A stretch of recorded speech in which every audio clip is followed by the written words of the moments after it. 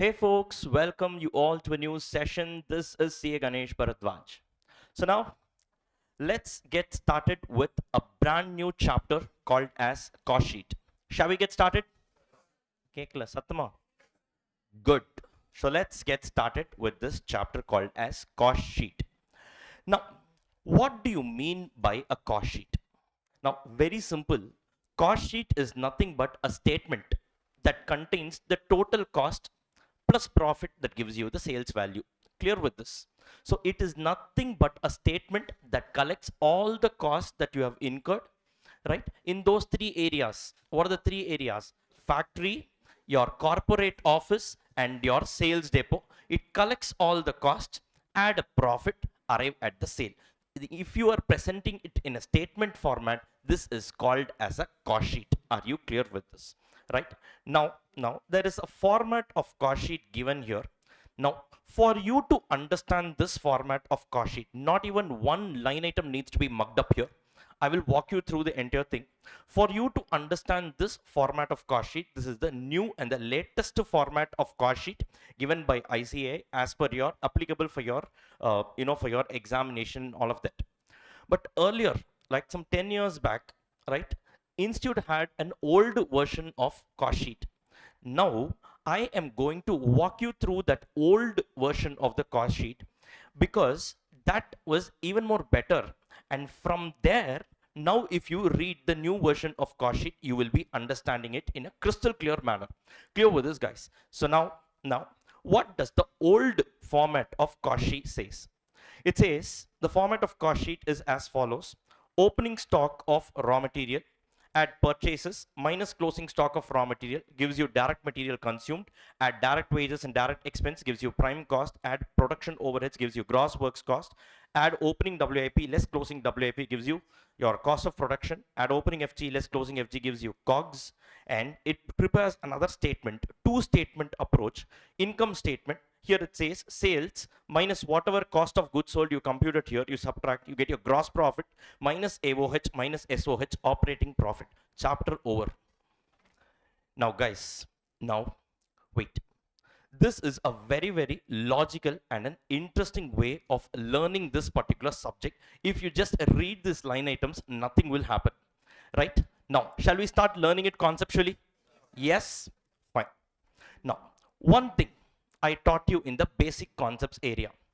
Product cost expires to the extent of cost of goods sold. Agreeing with me? Guys, come on, answer. And period cost expires fully. What do you mean by period cost? Period cost means any cost incurred outside the factory, non-manufacturing cost. Basically, what are they? Two items, AOH and SOH, administration overheads and selling and distribution overheads. Now look at the income statement. Whatever we learned has only been actually mentioned here. From sales, they are reducing cost of goods sold and calling it as gross profit, trading account item. From gross profit, they have reduced AOH and SOH and they are calling it as operating profit. Agreeing with me? Yes. Any problem here? No. Now, this entire cost sheet ideally is about calculation of cost of goods sold, because I told you every unit of a product is only valued at manufacturing cost, and only manufacturing cost, that is product cost, should be classified as your cost of goods sold and your closing stock and all, right? So this entire cost sheet revolves around calculation of your cost of goods sold ideally. Are you clear with this? Are you clear with this, guys? So now let us logically see how to arrive at this particular cost of goods sold. Deal? Shall we get started? Shall we get started? Okay. Now I taught you earlier that in a company there are three locations. Come on, tell me, what are the three locations? Factory, then you have a corporate office, right? And you have a sales depot, right? In a factory, what is the activity that happens? Production. In a corporate office, what is the activity that happens? Administration. And in a sales, what is the activity that happens? Selling activity. Now, corporate office, AOH. Sales depot, SOH, not a problem. Income statement, statement number 2. Income statement items, I don't have a problem.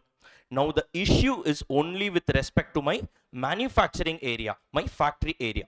Clear with this, guys, right? Because my cost sheet, that is the statement one as per the old approach, revolves only around my manufacturing costs. Guys, clear with this? Now, now, further zoom in. Inside a factory, further there are three locations. Inside a factory, further there are three locations. What are the three locations inside a factory? First, you have a place called as stores. You have a place called as stores. Now, what is this area? This is the place where raw material gets stored. Clear with this? You have one more area called as a factory shop. What do you mean by a factory shop? This is the place where the machines are there and the conversion of RM into FG happens. Clear with this, guys? So this is a place where your work in progress, the work is in progress. Clear with this? Guys, if you learn it this way, cost sheet, even if you want to forget, you cannot forget for a lifetime. Clear? Fine? Now, the final area that you have is actually a place called as a warehouse where finished goods is getting stored. There are three different types of inventories: RM, WIP, and FG. You all know that, guys? Yes. Now, for you to understand this concept of cost sheet, you need to know how the cost flows. That is, I call this as flow of cost. So from the beginning, from purchase till the type of conversion of this RM into FG, how does the cost flow? You should be able to understand. And if you are able to understand, the entire format of cost sheet is automatically done for you. Shall we get started, guys? Shall we get started? Come on. Yes. Now, first, stores area. Now, what happens in a stores area? I told you, in a stores area, raw material gets stored. Guys, yes? No. At the beginning of period, there will already be some opening stock of raw material. Agreeing with me?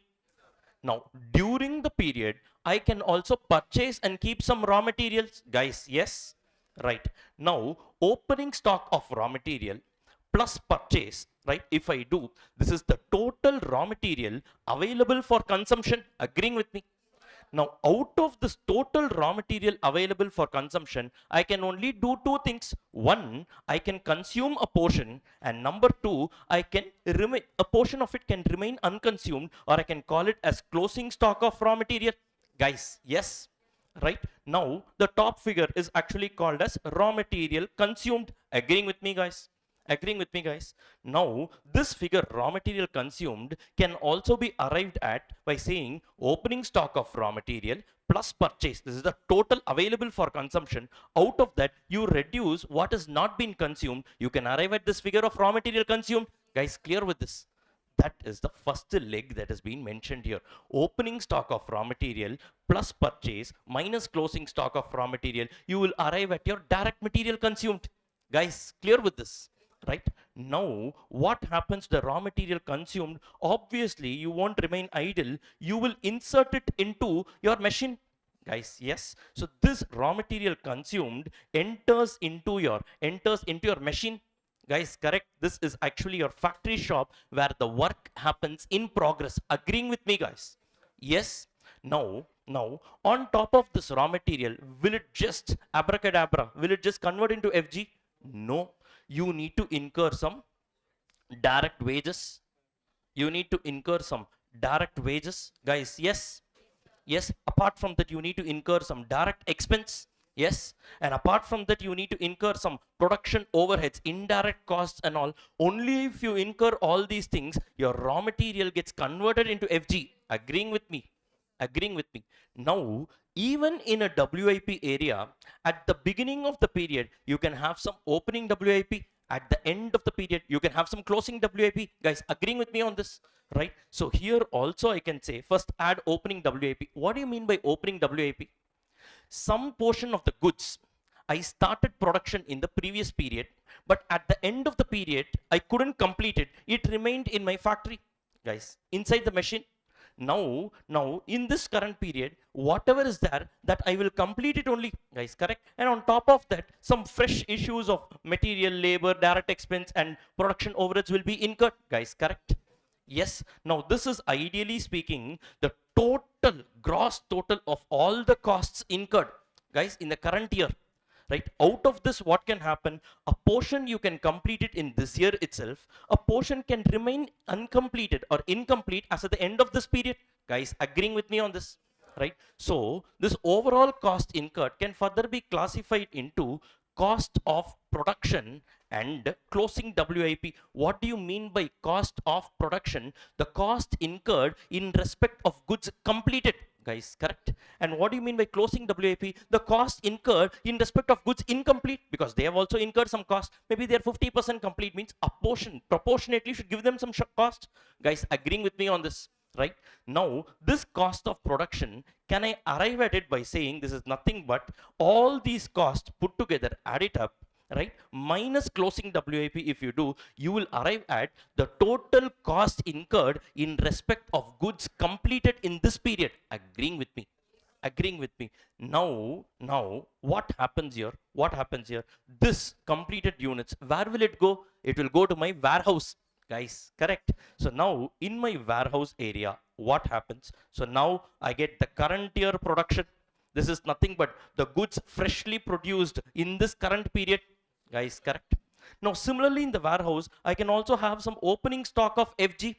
Guys, I have already completed in the previous period, but I haven't sold it yet, correct?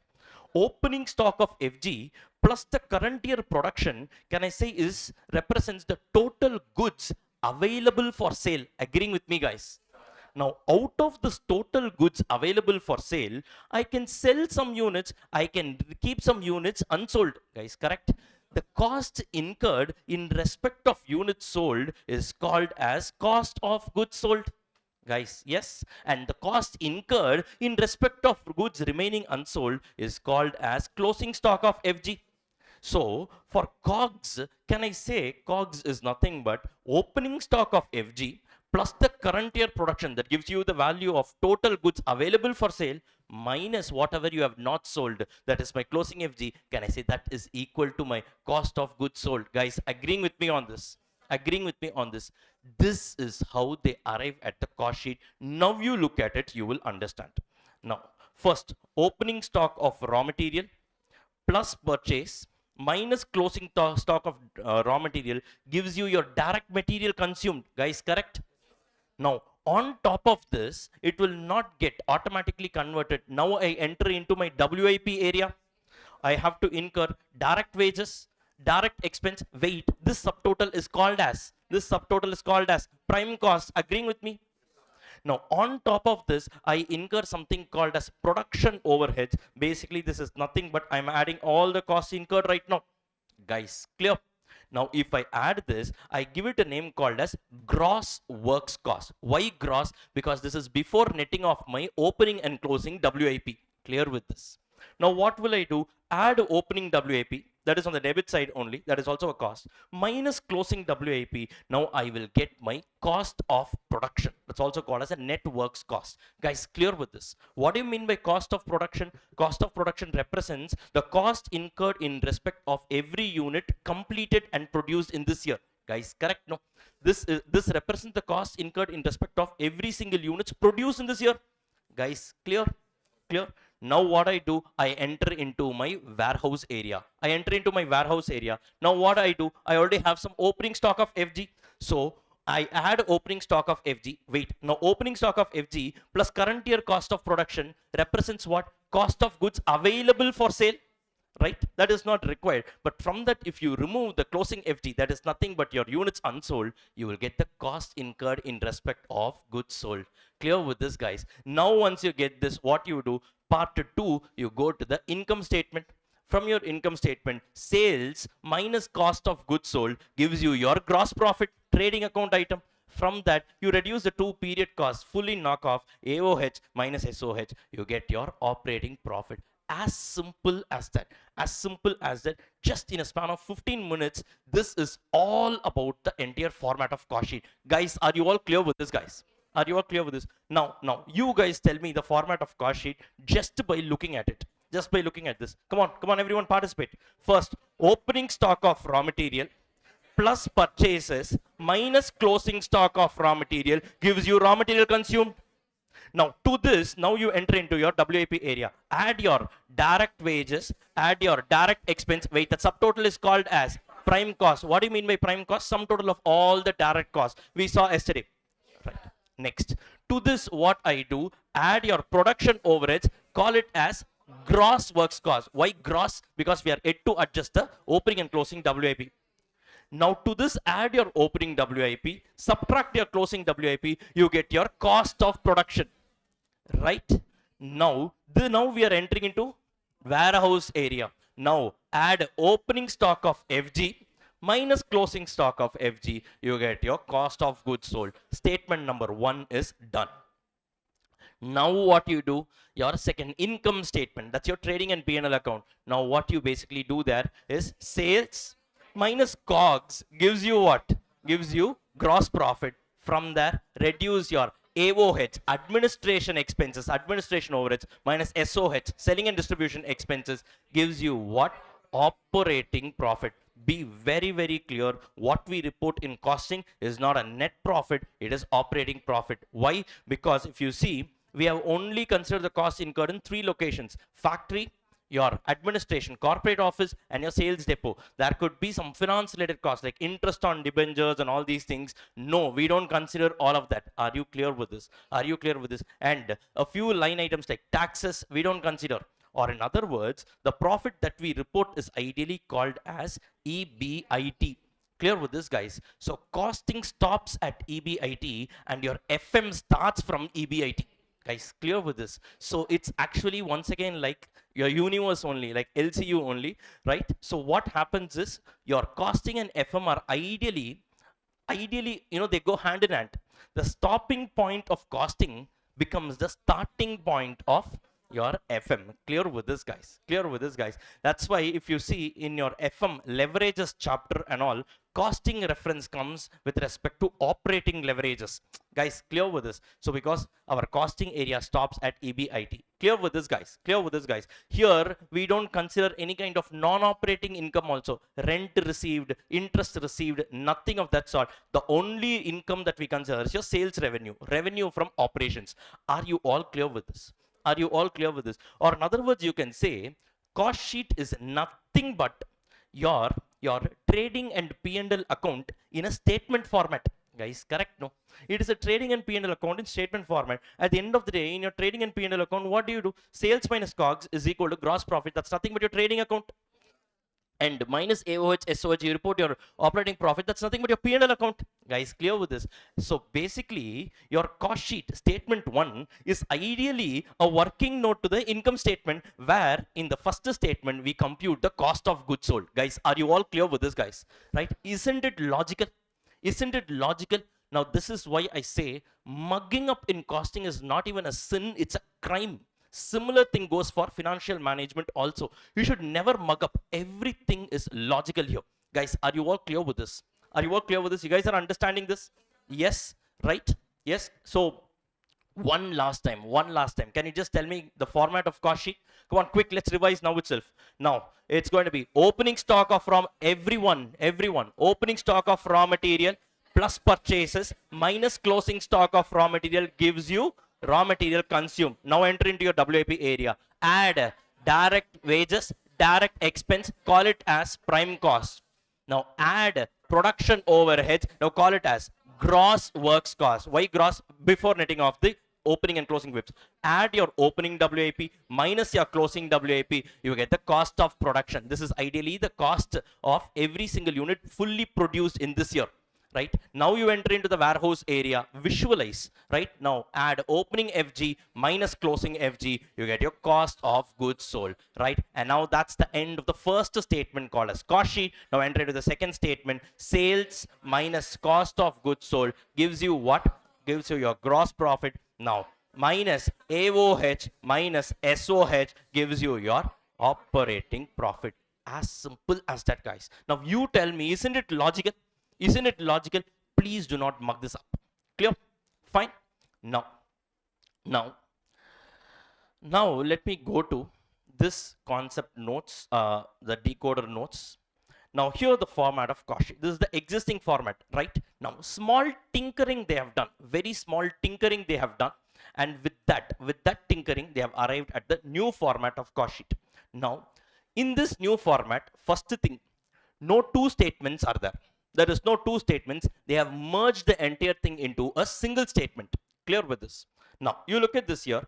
It's going to be opening stock of raw material plus purchase minus closing stock of raw material gives you what? Direct material consumed. Any issue? It's the same.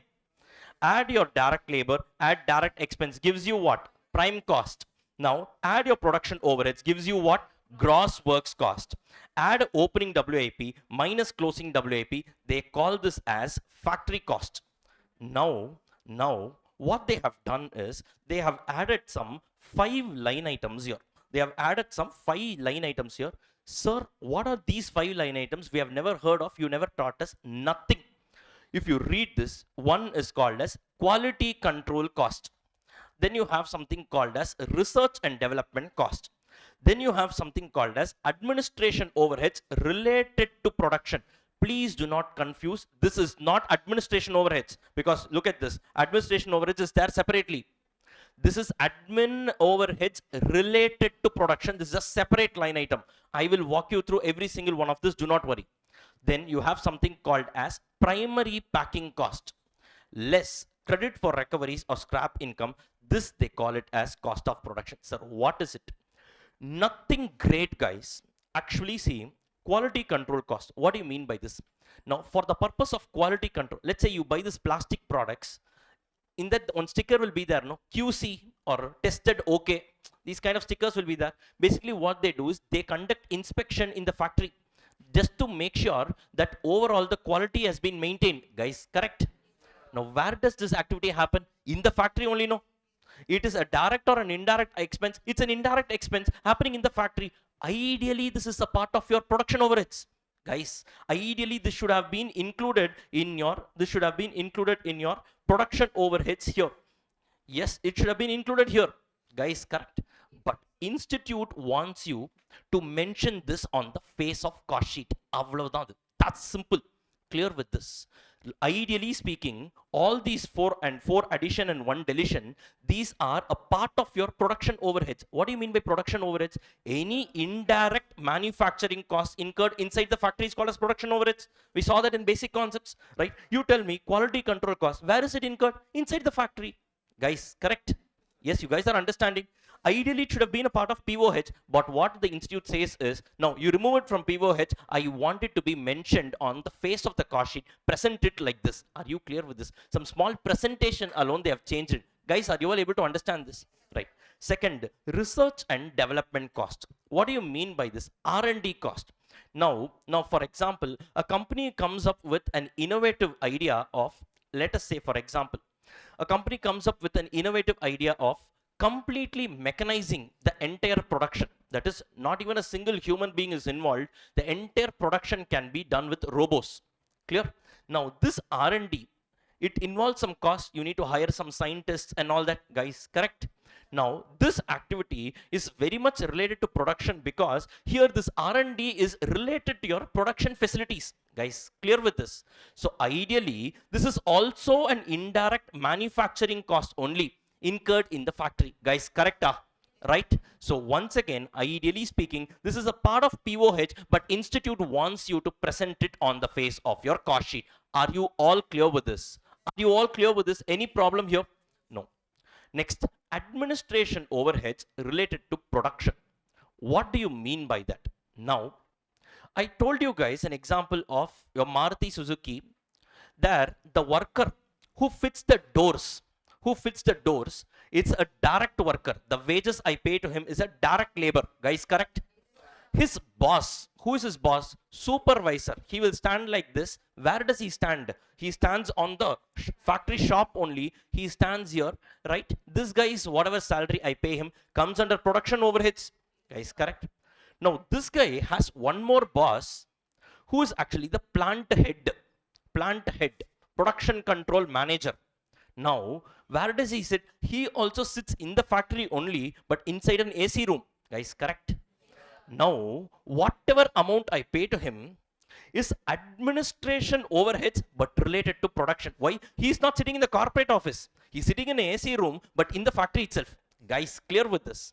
Clear with this? Now, this also our institute wants to mention it on the face of cost sheet. Remember one thing, cost sheet is not like Schedule 3 and all, where the format is prescribed by the law. Nothing.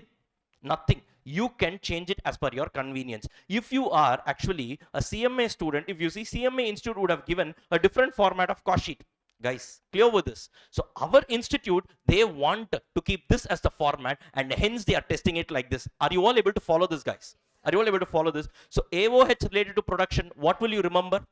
The plant head, he is there in the factory, but in the AC room. Guys, clear with this? Clear with this? So three types of workers I told you in a factory. One is that assembly line worker, door fitting, direct labor. Then supervisor, production overheads. Then your overall boss in the factory, that is your plant head. Where does he sit? In the factory, but in an AC room. Administration overheads related to production. Guys, are you all clear with this? Are you all clear with this? Right. Next, primary packing cost. What do you mean by a primary packing cost? Now you should understand one thing. Packing costs are of two types. One is called as a primary packing. The other one is called as secondary packing. What do you mean by primary packing? Without this packing, the product cannot be sold. I give you one example. You guys know this Coca-Cola? Yes? You all like it? Okay, no. Okay, then what do you guys like? Only... Okay, fine. Now, this Coca-Cola, guys, why aren't you answering? You guys are understanding, right? Now, this Coca-Cola, now, it necessarily need to be bottled, you know? Or can you go to the factory and... Guys, yes, it needs to be bottled. Now, that bottle, or whatever, the PET bottle or the plastic bottle, the cost incurred for that is actually a primary packing cost that comes under your production area only, ideally a part of your production overheads, but what they do is they actually want you to mention it on the face of cost sheet. Are you all clear with this? However, what happens if you see this bottled, glass bottled Coke is there, no? Right? If you see in the shops, it comes in crates. Right? These crates actually are not a primary packing, they are secondary packing. Sir, why is it secondary packing? Because these are not meant for making this particular product marketable, they are meant for distribution purpose. It comes under selling and distribution. This gets categorized under SOH. Are you clear with this, guys? Are you clear with this? So primary packing cost should ideally form part of your POH, but what institute wants you to say is, what they want you to do is, they want you to put it as a separate line item. Are you all clear with this? Remember this Coke example? So the primary packing cost comes under separate line item, manufacturing area. Your secondary packing comes under your selling and distribution overheads. Are you all able to understand this? Yes, fine. And finally, you have one more thing that's called as scrap income. Now, when I am producing, right, I incur full costs, right? I incur some overall costs, but inside that, whatever I produce, maybe some units might actually get scrapped off, correct?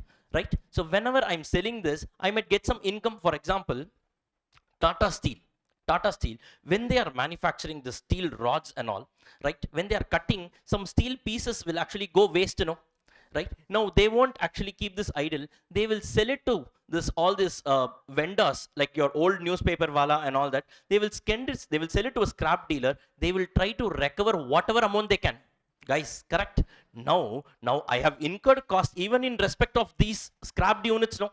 So whatever income that you earn out of it, it is only fair if I go and reduce it to the cost. Are you all understanding this? Are you all understanding this? So these 4 addition and 1 deletion ideally are a part of your POH, but institute wants you to mention it as separate line items. Are you all able to follow this? Are you all able to follow this? Now tell me, guys, what are the 4 addition, 1 deletion? Come on, tell me.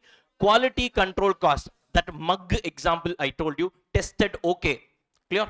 Next, research and development cost, that scientists and all I told you, obviously it's also a part of your production overheads only, but separate line item. Then admin overheads related to production, plant head, AC room in a factory, then primary packing cost, coke, right? And finally, less credit for recoveries. That's nothing but your scrap income. Tata Steel example I gave you. Come on, once again, 4 addition, 1 deletion. What are they? Quality control cost, research and development cost, administration overheads related to production, primary packing cost, less your scrap income, that is credit for recoveries. Clear with this? Once you do that, they call this as the cost of production. Are you clear with this? Now life is the same, no problem at all, everything is same. Add opening FG minus closing FG, you get your COGS, right? Now they are not stopping here, they are continuing. Add the two other costs. What are they? AOH and SOH. Guys, clear with this? So they are first wanting to compile all the costs. They don't want you to go to the other statement. Now sales minus cost is equal to profit. Don't do that. Here you do cost plus profit is equal to sales. You arrive at like this. Clear with this? So your COGS is nothing but your product costs expired to the extent of COGS I told you. Guys, correct? And AOH and SOH, they are all period costs. They expire fully. Guys, if I subtotal this, I call it as cost of sales. Can I say cost of sales is nothing but the total expired cost? Why? Product cost expires to the extent of cost of goods sold. Period cost expires fully, right? So if I add up and collect everything in a truck, right, I call that as an expired cost. Are you clear with this? Now expired cost plus profit, or cost of sales plus profit, gives you sales. Are you clear with this, guys? Are you all able to understand this? Are you all able to understand this? Now quickly, let's do this format of cost sheet once again. Come on, everyone participate. Opening stock of raw material, guys, everyone, plus opening stock of raw material plus purchases minus closing stock gives you what? Direct material consumed. Now enter into your WAP area. Add direct wages, add direct expenses, gives you what? Prime cost. To this add your production overheads, it gives you what? Gross works cost. Now add your opening WIP, subtract your closing WIP, you call it as what? Not cost of production. Institute names it as factory cost or net works cost. They call it as factory cost. This alone is changed. Now what they are doing? 4 addition, 1 deletion they want you to do. What are the 4 addition, 1 deletion? First, quality control cost. Then research and development cost. Then admin overheads related to production. AC room in a factory. Remember that. And primary packing cost, coke, remember, minus credit for recoveries. Now what you get is your cost of production. Now life is the same. Add your opening FG minus closing FG, you arrive at cost of goods sold. Add all the other two period costs, that is AOH, add your SOH, you arrive at something called as cost of sales. That's nothing but your total expired cost. Add a profit, you arrive at your sales. Clear with this, guys? Are you all able to understand? Yes. Finally, one last time, please. Yes, and then we will get started with the numerical problems. You will have crystal clear clarity. Nothing needs to be mucked up, is my commitment to you all. Yes, one last time. So now I'm not going to open this up. You guys are going to tell me. Come on. Opening stock of raw material plus purchases minus closing stock of raw material gives you raw material consumed. Guys, 1 second. Visualize that flow of cost. Those 3 locations in a factory. If you visualize it, automatically it will lead you. Clear? Opening stock of raw material plus purchase minus closing stock of raw material is equal to raw material consumed. Now tell me. Yes, add your direct wages, add your direct expense. You get what? Prime cost.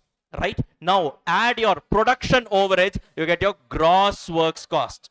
Now add opening WIP minus closing WIP. You arrive at your factory cost. Now Institute does that. Institute is doing their additions. What are they? 4 addition, 1 deletion. What are they? Come on. Quality control cost. Then research and development cost. Then administration overheads related to production. Then primary packing cost minus credit for recovery, scrap income. What you get is your cost of production. Now you enter into your FG area. Yes, what are they? Add your opening FG minus closing FG. Wait, so cost of production plus opening FG is the cost of goods available for sale. Out of that, reduce whatever you have not sold, less closing FG, you arrive at your cost of goods sold. Right? Now, don't stop. Add AOH, add SOH. Now your goods have come out of the factory. Just add the 2 period costs, AOH, SOH. You get your total expired cost. That's called as cost of sales. Now add your profit, you arrive at your sales. Guys, clear with this, guys? That simple it is. That simple it is. In just 35 minutes, we have literally covered what this cost sheet has to tell you. Guys, are you all able to understand? Easy, isn't it? Easy, isn't it? Right? This is a learning for a lifetime. Even if you want to forget, you cannot forget. Clear with this, guys? Right?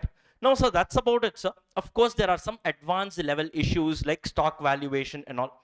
Sir, in case of losses, treatment of losses, there could be normal loss, there could be abnormal loss and all of that. Now, WIP valuation, how to do that, we will be seeing it in a separate chapter called as process costing, right? Overall, there are some additional issues which we will be seeing in the respective chapters. Some issues we will be seeing in this chapter itself. But overall, this is the format of cost sheet. Are you all able to understand this, guys? Are you all able to understand this, right? So now that two statement approach, now the reason why I said this is good, this is better, because of one thing.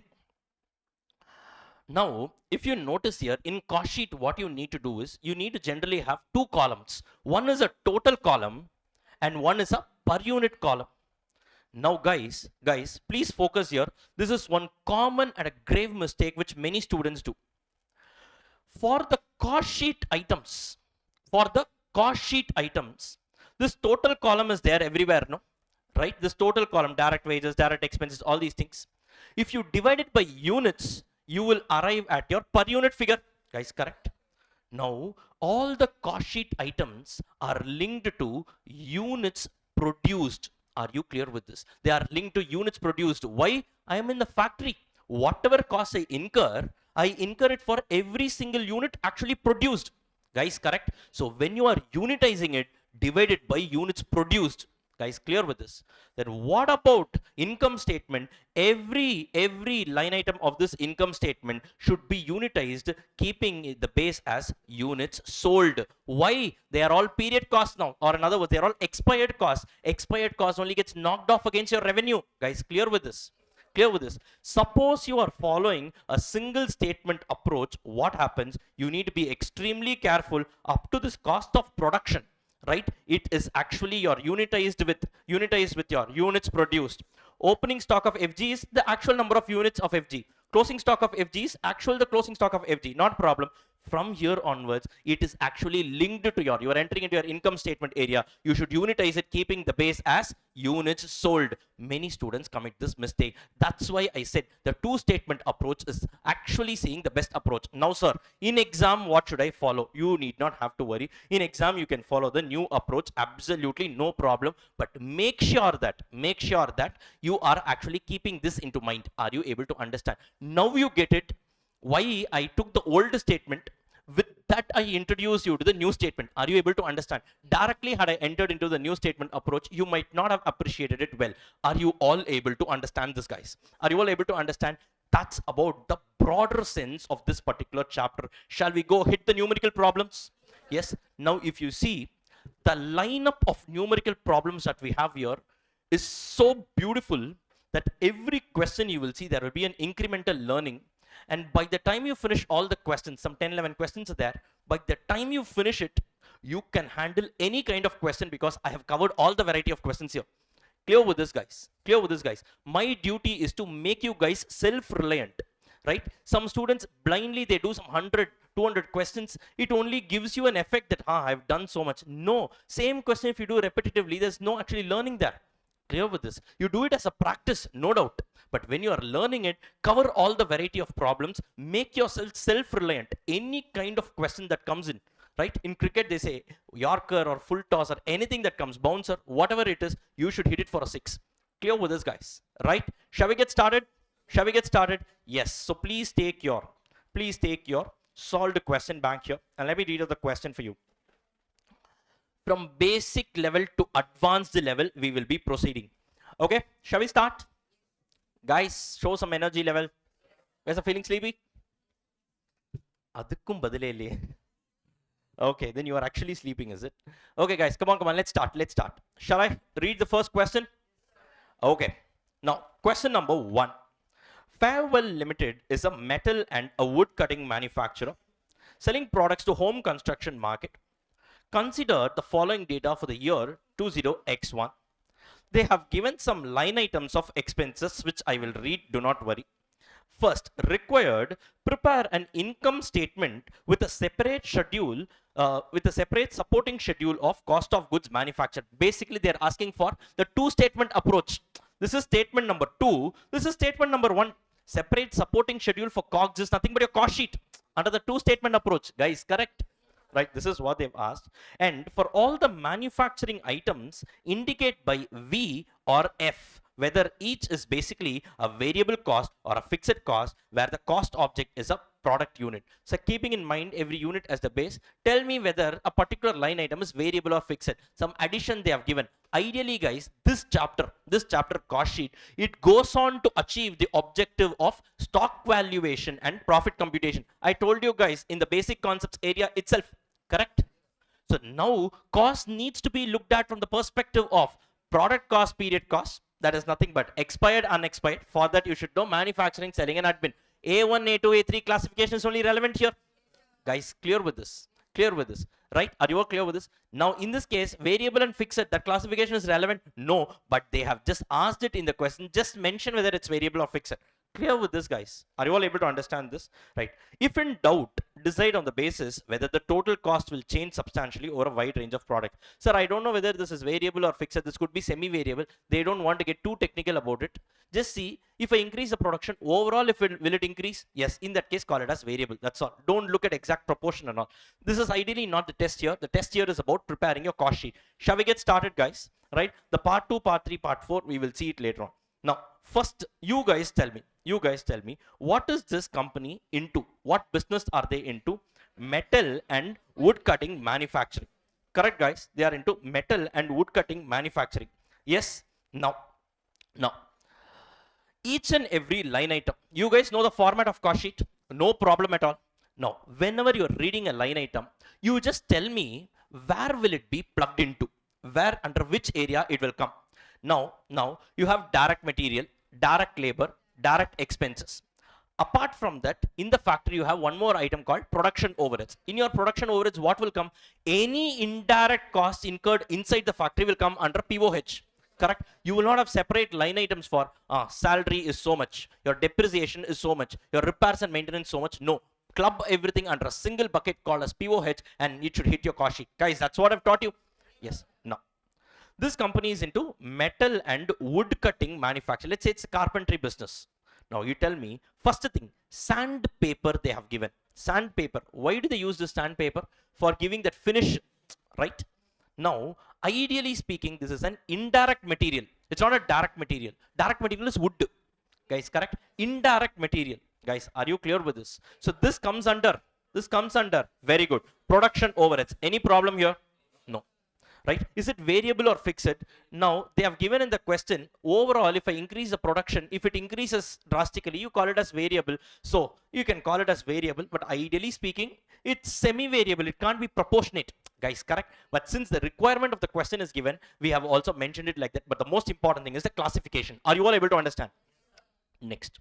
Material handling cost. Where will it come? Huh? Production overheads. Any other answer? Come on, quick. Material handling cost, where will it come under? Now, when I say purchases, opening stock of raw material plus purchases, all the costs associated with purchases should come here. For example, freight inwards. What do you mean by freight inwards? The cost that I incur to bring the material from my supplier location to my location, that should also be considered under raw material purchase cost. Guys, clear with this?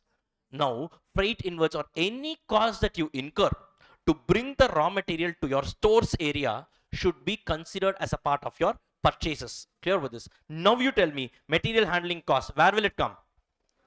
Where will it come? Purchases? No. I wanted to create this doubt and then I wanted to solve it. Material handling cost, someone said production overheads is the right answer. The reason why I created this doubt and I'm solving is because the moment students read material, they come to a conclusion that it is a material related cost. No. So what do you mean by material handling cost? From the stores area, I need to take it to my machine. Guys, correct? Inside the factory, after reaching the stores, there will be some material handling that will be happening in the inside the factory. Guys, correct? If you see in the factory, they will have some mini forklift trucks and all that, right? With that, they will lift all these cartons and they will take it. That is called as material handling cost. This is not related to purchase activity, my friend. Clear? Are you all able to understand? Material handling is a cost that happens after the material comes to my stores, and I need to issue it to my production, to my to my factory shop. That is my WIP area, right? The cost incurred here is called as material handling. It is indirect in nature, yes. Incurred in a factory, yes. Put it under POH, guys. Correct. Next, lubricants and coolants. Where will it come? Simple. Where it is incurred, factory. Will it come under any of the direct costs? No. Park it as POH. As simple. You need not mug up anything. It's all logical. First, decide which location. Second, is it a part of direct components? No. Then you will park it under POH. As simple as that, guys. Logical, no. Should you mug up anything? No. Next, miscellaneous indirect manufacturing labor. Where will you put it? Simple. POH. Correct, guys, correct. Because your POH stands for indirect material plus indirect labor plus indirect expenses. Guys, correct. Lubricant and coolant was an indirect material. Here they have given indirect labor. Then, direct manufacturing labor, separate line item, direct wages. Now, material as at the beginning, as at the end. So, this is opening stock, closing stock. These are all separate line items on the face of cost sheet. Opening and closing stocks are all separate line items. No problem. Next. Plant leasing cost. Plant leasing cost. Where will it come? Where will it come? Simple. If I use my own machine, right, I charge depreciation on that and I classify it under production overheads. Suppose I am not buying the machine, instead I am renting it. On that every month I need to pay some lease rent, right? So it is actually related for production. Yes. Is it a direct cost? Every unit you produce, you need to pay so much rent. You can't establish that relationship. So you put it under your production overheads. Guys, are you all clear with this? Are you all clear with this? This comes under POH. Next, depreciation on plant equipment. Some machines I have purchased on my own. On that the depreciation comes under. Guys, POH. Property taxes paid on plant equipment. Where will you incur? Factory. This is on what? Plant equipment. Guys, correct? So it's a factory. Direct or indirect? Indirect in nature. Where does it come under? POH. Are you all clear with this? Are you all able to understand? Fire insurance. Fire insurance on plant equipment. Once again, it's on the plant equipment incurred in a factory. Direct or indirect in nature? Indirect. Put it under POH. Guys, are you all able to understand this now? Right? Next, direct material purchase. Separate line item. Revenues, it's sales. Separate line item. Last line item. Guys, correct? Right? Next, marketing promotions. Where will it come under? Selling overheads. SOH. Selling and distribution. Your marketing salaries, SOH. Distribution cost, SOH. Guys, correct? SOH stands for selling and distribution. Customer service cost, once again, it comes under SOH. Now, one small question. Bad debts, where does it come under? Bad debts. Bad debts, SOH. This is one issue that students generally have. Yes, some of you correctly guessed it. Bad debts is never a part of SOH and all. Why? SOH, selling and distribution overheads, means what? The cost you incur to sell the product. When does bad debts happen? Post sales. Or number two, it refers to your inefficiency in collection. Correct? If you know that this will turn into a bad debt, will you even sell to this guy? Absolutely not. So it is not a cost you incur to sell the product. Having sold it, it refers to your inefficiency to collect it. Are you clear with this? So bad debts is a non-operating expense, definitely not considered as a part of our subject. Subject itself is not a part. Clear with this, guys? Are you all able to understand? Perfect. Now, whatever they have given here, they have just plugged these figures here. Opening stock plus purchase minus closing stock gives you direct material consumed, plus direct labor gives you prime cost, plus production overheads. Now, they have given a working note here. Whatever we discussed under production overheads, they have just put it here. Sandpaper. So, they have put the figures. Yes, the variable and fixed we didn't discuss. Okay, sandpaper is a variable cost. Material handling. Ideally speaking, these are all semi-variable only, guys. But if you have more material, more production, obviously the handling cost will also increase over volume. In this question, the requirement is clear. If it increases overall, you classify it as what? You classify it as variable. They're saying if it substantially changes, then you put it as variable. Guys, clear with this? For that reason, we are going to put it as variable. As simple as that. But ideally speaking, it's a semi-variable cost only. Lubricant and coolants and all. Okay, fixed cost they have classified. Miscellaneous indirect labor, supervisor salary, it does not move with production. Guys, correct? Yes, then plant leasing, depreciation, fire insurance, your property taxes and all, these are all fixed costs. They don't move along with your output. You guys know that. Are you all clear with this, guys? Any issues, any problem here? Yes, you guys are clear with this? Perfect, perfect.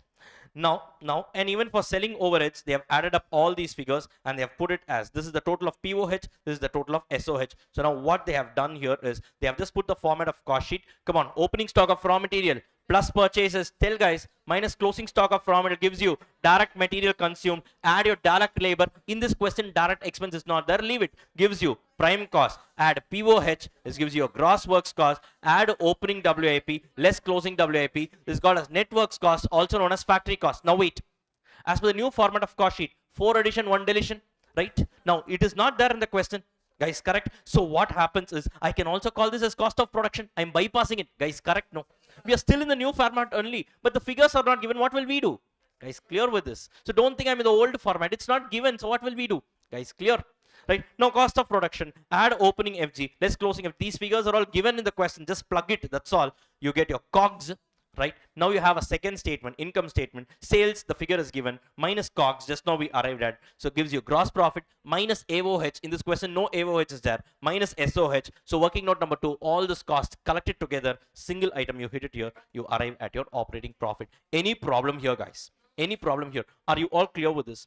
Are you all clear with this? So this can also be done in a single statement, no problem. Yes, or if you want, you can also put it in a double statement. Clear with this, guys? So now, sir, when do we use that single statement, new format of cost sheet? Generally, when those 4 addition, 1 deletion and all comes in, that's when we use the single statement, or even in this case, you can do the single statement, not a problem at all. Clear with this? But since the question has specifically asked you, prepare an income statement with a supporting schedule of COGS, we have done it in a 2-statement format. Are you all understanding this? Yes. Now that completes the first part of the question. Now shall we move on to the second part of the question? Yes. Now suppose both the direct material and the plant leasing cost are tied to production of 9 lakh units. What is the unit cost of direct material assigned to each unit produced? And what is the per unit cost of plant leasing, assuming that the plant leasing costs are fixed? So what they are asking, take these 2 line items alone. They are saying they are tied to a production of how much? 9 lakh unit divided by 9 lakh units, arrive at the per unit cost. This is all they are asking for. Guys, clear with this, right? Now, what have they asked for? First is direct materials. Now, guys, understand one very important thing. Now, when they are asking for direct material cost per unit, now many students, what they do is they take the material purchased figure and they do the calculation. Absolutely wrong. Because for the purpose of production, if you see in this, when I taught you what I did, what gets issued to the production is only my raw material consumed. Correct? As a policy, I can purchase and keep anything. That figure is irrelevant for calculating my cost. For my costing purpose, what is relevant is only the amount that enters into my machine. That is nothing but raw material consumed. So whenever I say direct material cost, it only means direct material consumed and not material purchases. Are you clear with this? Guys, are you all understanding this? So in this question, so now when they are saying the direct material cost per unit is going to be 4,50,000 should be kept as a base. Guys, yes. So 4,50,000 divided by 9 lakh, that gives you 0.5 per unit. They've just asked you to calculate the cost per unit, that's all. Similarly, your plant leasing cost, how much is the plant leasing cost? It's 54,000. Guys, yes. So now 54,000 divided by 9 lakh, that gives you 0.06 per unit. Guys, clear with this? That's all. The part 2 of the question, 0.06 per unit. The part 2 of the question is over. Now, part 3 of the question, what have they asked? Repeat the computation in the requirement 2 for direct materials and the plant leasing cost, assuming that the costs are being predicted for manufacturing 10 lakh unit. In the earlier step, what did we do? We kept 9 lakh units as the base. Now they are asking you, keeping 10 lakh unit as the base, calculate the cost per unit. Basically, they are testing you on the variable fixed cost pattern. Fixed cost remains constant in total. Variable cost remain constant on a per unit level that they want to test you. Guys, clear with this, guys? It has nothing to do with cost sheet. Cost sheet is over in this sum. Simple. What do you do? Now, when my units is 9 lakh, right? What was the direct material consumed? 4,50,000. If I increase the units to 10 lakhs, right, this is a variable cost. It will proportionately increase, guys, correct? How will you arrive at it? 4,50,000 divided by 9 lakh into 10 lakh units, guys, correct?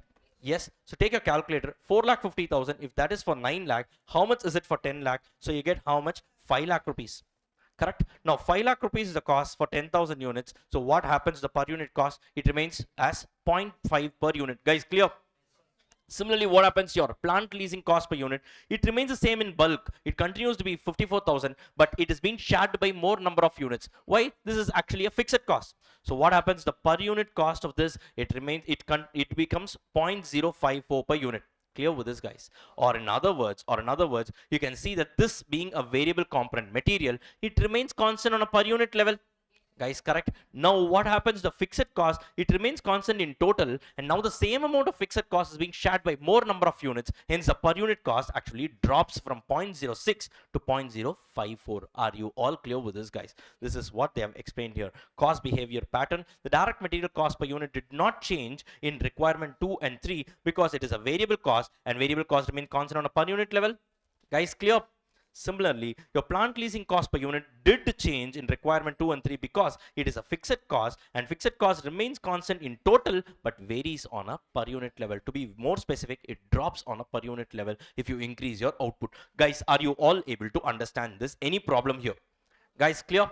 Right? The second, third, fourth part and all is ideally a part of the first chapter that we did, basic concepts, but ideally the first part. Are you all clear with this, guys? Are you all clear with this? Please go and update your library of adjustments. Write down. I think in the previous chapter, the last question, library of adjustment has not been done. I asked you to remind me, but still it's okay. Fine. Write down.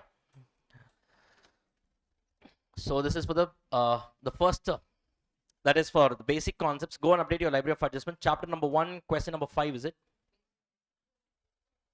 That's what Nasonema. Yes. So question number, chapter number 1, question number 5. The previous chapter's last question, library of adjustment. Cost classification. That's all. It's just cost classification. That Marina golf equipment, some no? Guys? Yes. Write down cost classification. That's all. Cost classification. That's all. Now here. Chapter number 2, question number 1, give the page number referencing. Chapter number 2, question number 1, give the page number referencing. Write down. Simple 2-statement cost sheet. Guys, quick. Simple 2-statement cost sheet. Simple 2-statement cost sheet. Within bracket, W.O, stocks, without stocks. Without stocks, W.O means without stocks. Bracket close. Semicolon, components of POH. In this question, there were different components of POH. We did that. Components of POH, semicolon, VC and FC behavior. This also we saw in this question. VC and FC behavior. VC and FC behavior. Done? Are we done here? Right? This is what we have seen in this question. Now you might have a doubt, sir, without stocks, sir. In this question, stocks are all given. When I meant without stocks, there was no stock valuation in this question. There was no stock valuation. Did they ask you calculate the value of closing FG, calculate the value of opening FG? Nothing was there. This is what I meant by your without stocks. Stock valuation was not there in this question. Clear with this, guys? Yes. Now, guys, shall we move on to the next question? Now, before we do that, now I have a few things to tell you. Number 1, in this chapter, whenever they say cost heads, it refers to what? That subtotals, prime cost, cost of production, cost of goods sold, and cost of sales. Clear? In the question, they are asking, prepare a cost sheet and clearly indicate the cost heads. They refer to these 4 subtotals. Are you clear with this? Yes. Next. Each of the elements of cost sheet, now I'm just quickly going through walkthrough. First, direct material cost, guys. Direct material cost. What will come under direct material cost? That is the purchase figure. First, whatever amount you paid to your supplier, that comes under direct material cost. Is correct? No, not just that.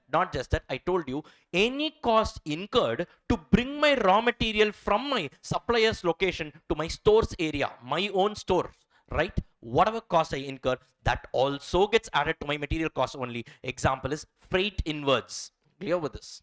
Are you all able to understand this? Yes. Now, insurance and other expenses relating to procurement, not for maintaining the stock. On the freight, I might have some insurance. That insurance you're talking about for storing the raw materials, sir, there is some insurance. No, that will not get included under your raw material cost. That comes under your production overheads. That's a fixed cost, guys. Clear? It's indirect in nature. Are you all able to understand this? Right? Any trade discount, it should be subtracted. Any duties and taxes, GST paid, sir, I paid 100 rupees for the stock, correct? Plus, let us say 12% GST. Now, is this GST a part of my cost? Now, you need to know if this 12 rupees is eligible for ITC, input tax credit. In that case, it is never a cost. Guys, correct? No. So, only 100 rupees will be your cost. Guys, are you all clear with this? Yes, you guys know ITC, input tax credit and all, some basic GST. Yes. Now, suppose ITC is not eligible. In that case, what will you do? The entire 112 is going to be your cost. Are you all able to understand? Now, there was one more adjustment in an earlier question. Beautiful thing. Now, this indicates that institute expects you to know your GST concepts also. They said, our company, they purchased some raw material by paying 100 rupees, right? Plus 12 rupees of GST, but this was paid under composition scheme, right? Composition scheme is there in your GST. Now, the rule of composition scheme is that if you're paying under composition scheme, you cannot take credit. The line of credit will stop. You guys know that. So, you cannot take an assumption that credit was availed and all here. Composition scheme itself means what? You cannot take the credit, hence the entire value is a cost. Right? If you're smart enough, you would have pointed one mistake. In this case, ideally, if you're under composition scheme, ideally speaking, that supplier cannot charge you any GST. Right? He cannot charge you any GST because he pays the tax as a percentage of turnover. So he can sell it only at 100. For him, the GST is a cost. It cannot be collected, right? If you know. But in the study material, in costing, they gave this and they said it was paid under composition scheme. Don't get too technical and all. The moment they said composition scheme, it cannot be. You cannot avail the credit. It is a part of cost. Guys, clear with this? Some extra adjustments here and there I'm covering. Next, cash discount. Cash discount, always remember, is never a part of your operating expense. Sir, why, sir? If you study this working capital management, which I do in FM, there you will know cash discount is ideally a financing cost. It is ideally a financing cost. Sir, how, sir? Let's say you are supposed to make the payment within 30 days. But if you make the payment within 10 days, right, you are eligible for a cash discount in your working capital management, in your FM and all. This is called as 2 by 10 net 30 and all, right? All those things, jargons they use. 2% discount if you pay within 10 days, else without discount pay within 30 days. This is the meaning of that. Now, why is the supplier giving me this cash discount? Because you are paying him 20 days earlier. So for a period of 20 days, he need not put his funds blocked into the business. On that, an interest will be saved by him. So what he is doing is, just like that, if we ask you to make the payment earlier, you will not make the payment. Hence, he is incentivizing you by way of a cash discount. Ideally, this is all a part of your financing cost. Hence, it should never be considered for the purpose of our costing calculation. Are you clear with this? So now, when you are purchasing raw materials, right, they have said trade discount, subtract it. But when they have said cash discount, do not subtract it. Clear with this, guys? Are you all understanding this? Right? That's about it. Next, direct labor cost. Now, I have given all these line items. Do not worry. Any cost associated with direct labor is called as a direct labor cost. Now, on my worker, that assembly line worker, for him, whatever wages I pay, on that PF, ESI, whatever comes, for him, whatever I pay comes under direct wages. Clear with this? You need not read these line items. You just need to know this. Are you all able to understand this, guys? Yes? Any issues here? No.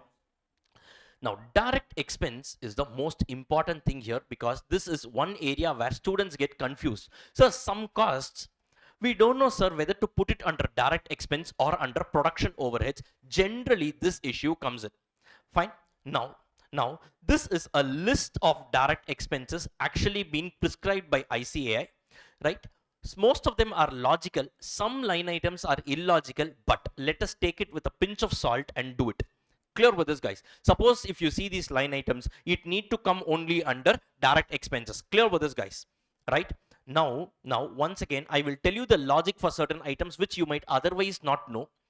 Now, expenses other than direct material and employee cost, which are incurred to manufacture a product or for a provision of service and can be directly traced in an economically feasible manner, is called as actually a direct expense. Or in other words, it is a cost that is readily available on a per unit level, but it is not a material and labor. Guys, clear with this? Examples for that: cost of utilities like power and fuel. I told you once again, this is a very controversial area.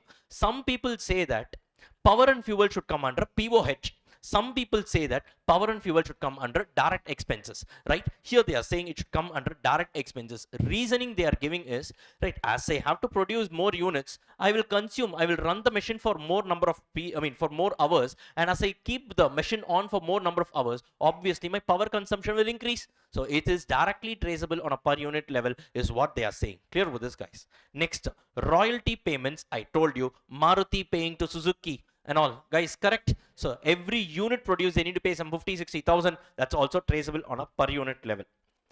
Now this and this, these four line items can be clubbed together.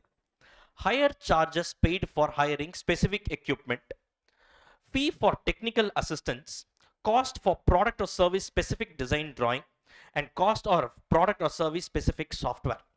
These four line items are also a part of direct expense. But why? Sir, just now we did one sum where we said hiring charges paid on an equipment, instead of depreciation, you are hiring it for that. If you pay, it's an indirect cost. Suddenly, how can it be classified under direct expense? Guys, this is where your conceptual learning will come into picture. Now go back to the basic concepts area. There I told you, first objective of our subject, what is it? A, stock valuation and profit computation. For that, cost can be classified into 4, A1, A2, A3, A4. A4, what is that? Job and unit cost. Now, in case of a job costing setup, what happens? I am dealing in an industry where I deal with customer specific products. That is, all the products are not the same. Example, Casa Grande, I told you, 4 different types of houses, I told you, not they manufacture, right? Or they build. Now, when I am dealing in customer specific product, cost needs to be collected job wise, correct? No? Yes, guys. Now, let us say I am dealing in one specific customer's job. For exclusively for that job, if I am hiring a specific equipment, right? If I am actually having some specific designs and drawings, right? If I am having some specific software, right? All these things will come under a direct expense. Now, does it make sense? Only for this job, I am going to hire a particular equipment. For example, L&T, right? L&T is actually taking up one job called as CMRL, Chennai Metro Rail project they are taking. For the purpose of honoring this particular project, they might hire a specific equipment. Like once the project is over, they will just release it back. They won't need this. Now, this is a direct expense, no? Exclusively incurred for this job. They don't incur this cost for all their jobs. Guys, are you clear with this?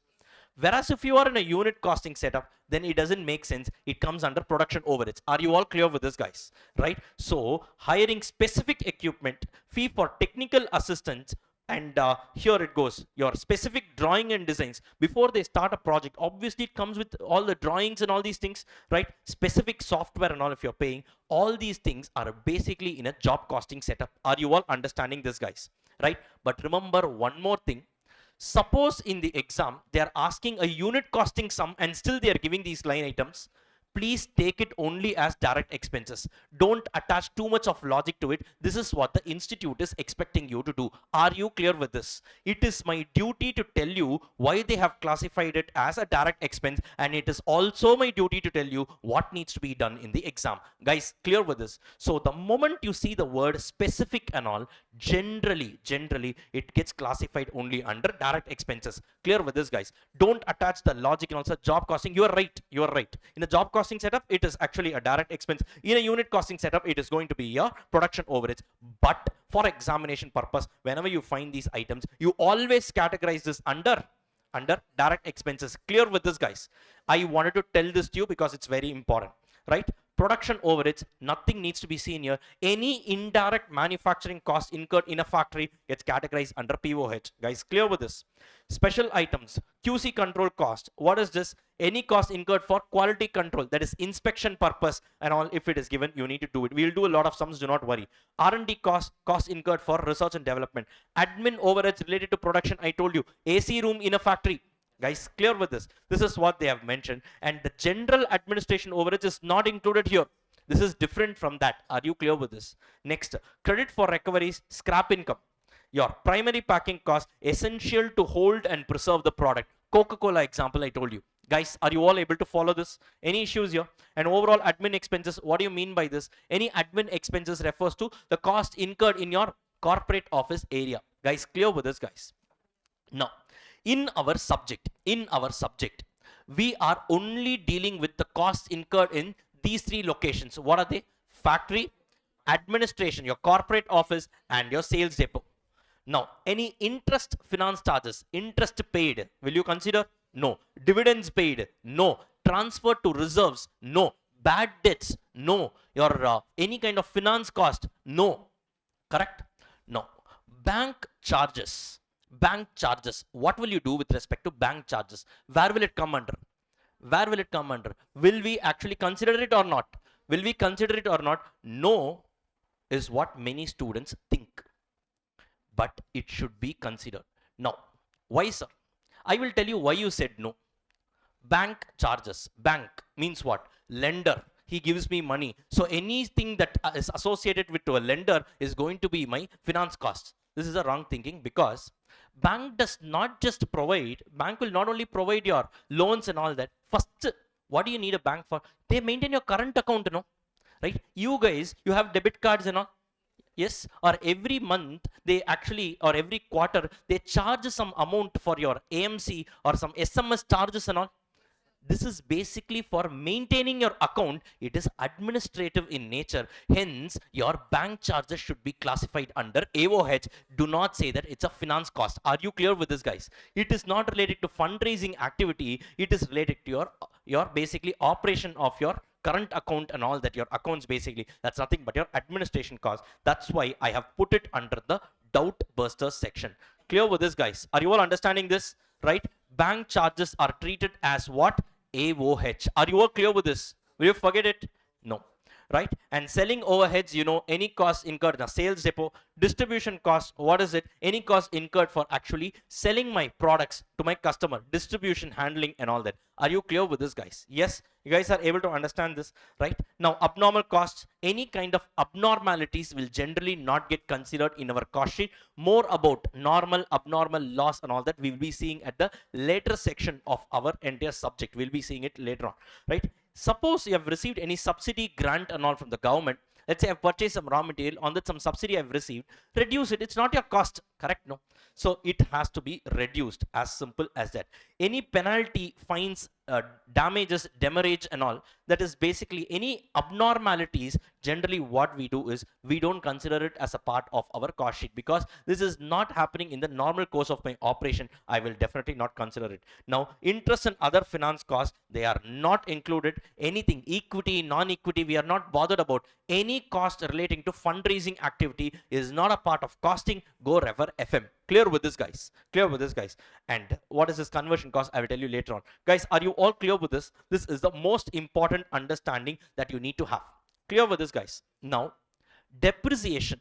Where will this line item come? POH. Wait. Don't jump to a conclusion. You should first ask me, sir, depreciation on what? Correct? If it is depreciation on factory building, I will say put it under POH. It is a depreciation on my office building, then put it under AOH. Depreciation on sales depot, SOH. Depreciation on delivery van, once again SOH. Distribution related costs. Guys, clear with this?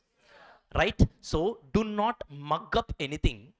What you need to do is go by the location where it is incurred, and accordingly you will be able to automatically arrive at which category it should come in. Clear with this, guys? It's that simple. It's that simple. Are you all able to follow this? Are you all able to follow this? Right? So before I conclude this session, one last time, can you guys tell me the format of cost sheet? We will revise it and we will wind up on a high. Right? Come on, tell me, guys. First, opening stock of raw material, everyone, opening stock of raw material plus purchases minus closing stock of raw material gives you what? Raw material consumed, direct material consumed. Add your direct wages, add direct expenses gives you prime cost. Now to this, add your production overheads, you get what? Gross works cost. Now add opening WIP less closing WIP, you get your factory cost. Now 4 addition, 1 deletion, what are they? Sorry, quality control cost, administration overheads related to production, primary packing cost, then credit for recovery, scrap income, you get what? You get your cost of production. That's all. Now you get, add your opening FG minus your closing FG, you get your COGS, cost of goods sold. Two guys are waiting outside the factory. AOH, add SOH, you arrive at your total expired cost, called as cost of sales. Add a profit, you arrive at the sales figure. Simple, guys. Are you all able to understand this? Right? So that's about this overall introduction and to this chapter. That's the predominant portion of this chapter.